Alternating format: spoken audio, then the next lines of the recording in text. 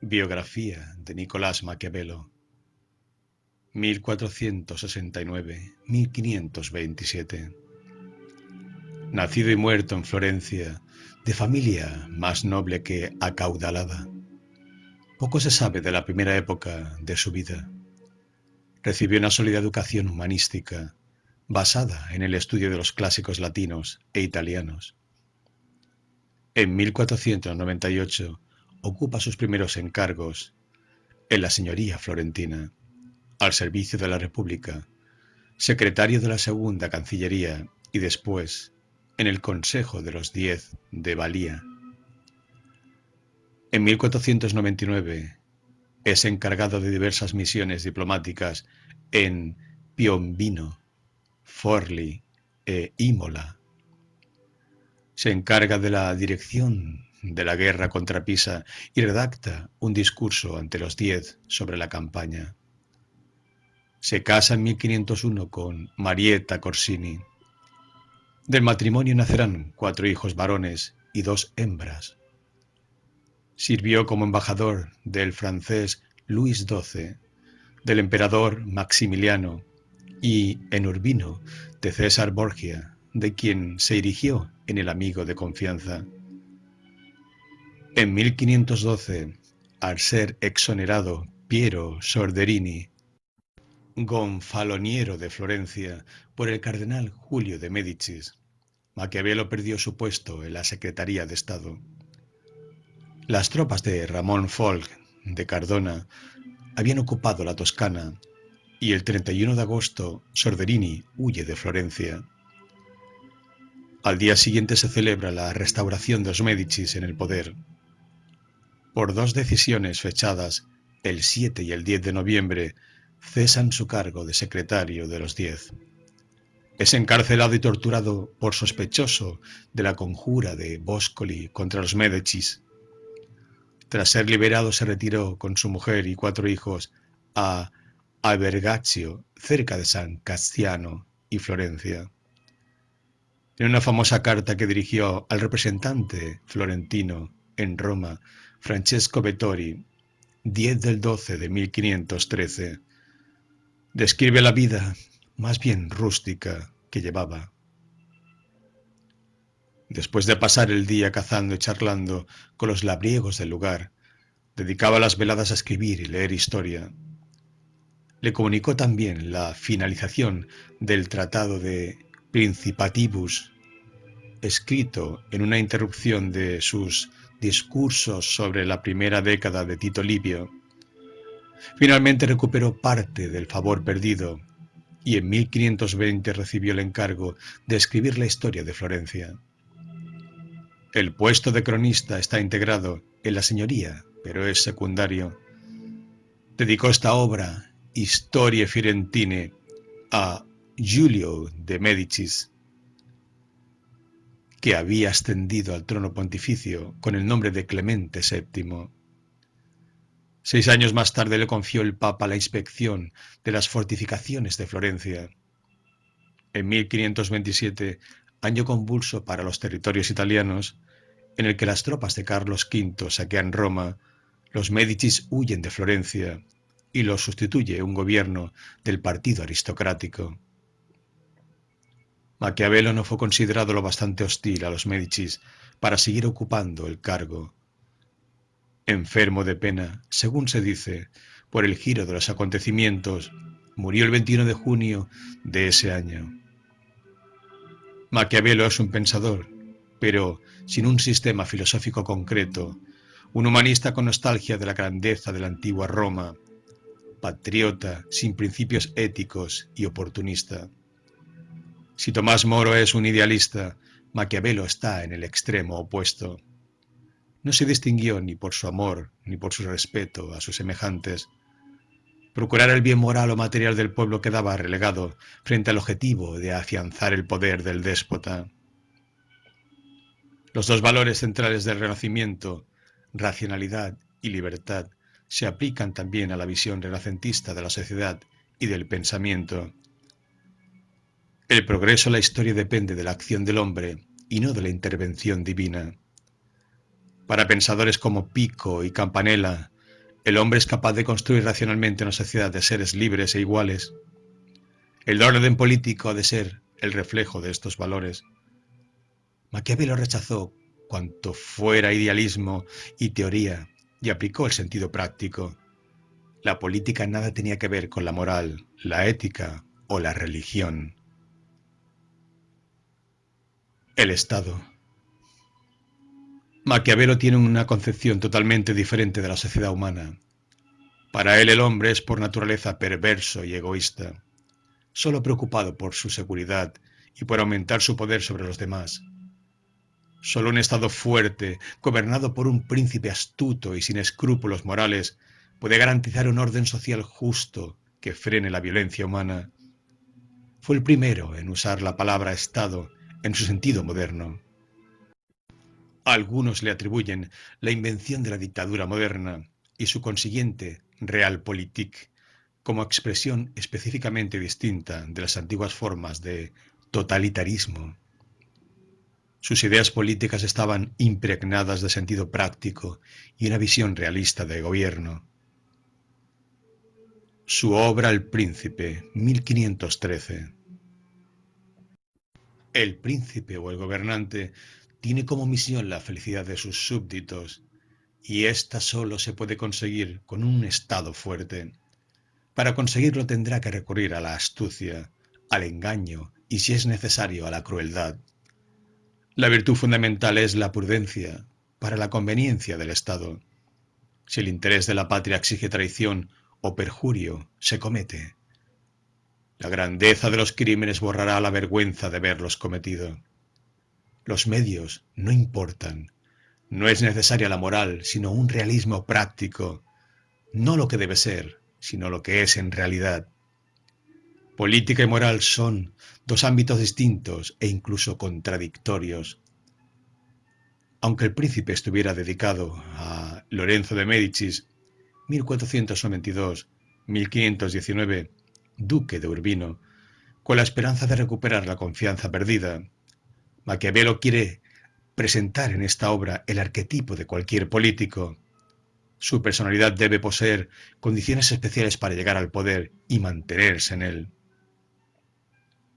Capacidad de manipular situaciones, ayudándose de cuantos medios precise mientras consiga sus fines.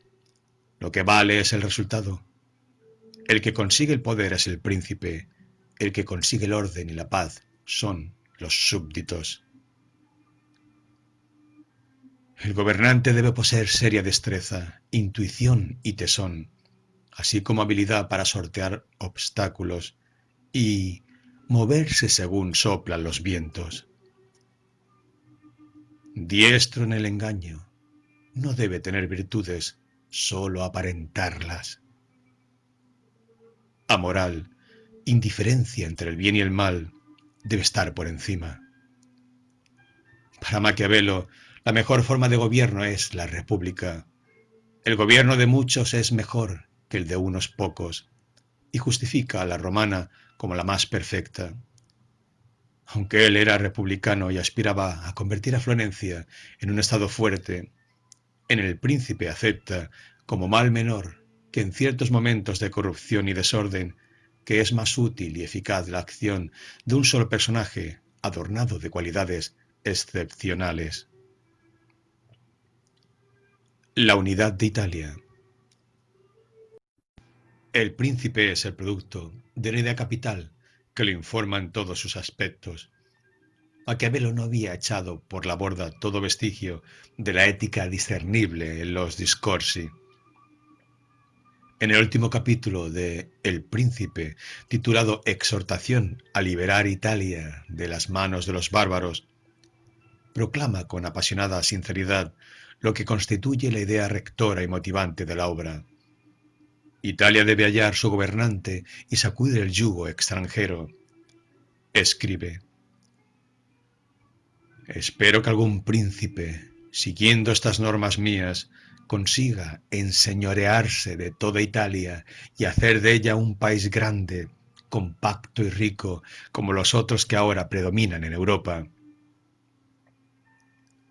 El historiador objetivo se convierte ahora en un inflamado patriota que propugna la unidad de Italia. Al pesimismo y la carencia de escrúpulos han venido a suplantar de pronto la esperanza y aun la fe. Para aceptar el papel de padre de la patria, propone a Lorenzo de Médicis, duque de Urbino, vana exhortación. Pues Lorenzo no pasaba de ser una figura secundaria que no ofrecía la menor esperanza. No es, por tanto, necesario a un príncipe poseer todas las cualidades anteriormente mencionadas, pero es muy necesario que parezca tenerlas, e incluso me atreveré a decir que si las tiene y si las observa, siempre son perjudiciales, pero si aparenta tenerlas, son útiles. Por ejemplo, parecer clemente, leal, humano, íntegro, devoto y serlo, pero tener el ánimo predispuesto de tal manera que si es necesario no serlo, puedas y sepas adoptar la cualidad contraria. Y si se ha de tener en cuenta que un príncipe, y especialmente un príncipe nuevo, no puede observar todas aquellas cosas por las cuales los hombres son tenidos por buenos, pues a menudo se ve obligado, para conservar su estado, a actuar contra la fe, contra la caridad, contra la humanidad, contra la religión.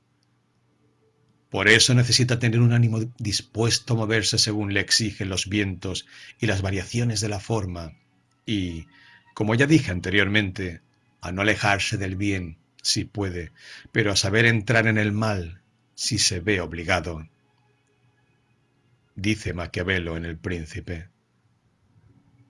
Muchos se han imaginado repúblicas y principados que nadie ha visto jamás, ni ha sabido que existieran realmente, porque hay tanta distancia de cómo se vive a cómo se debería vivir, que quien deja a un lado lo que se hace por lo que debiera hacer, aprende antes su ruina que su preservación.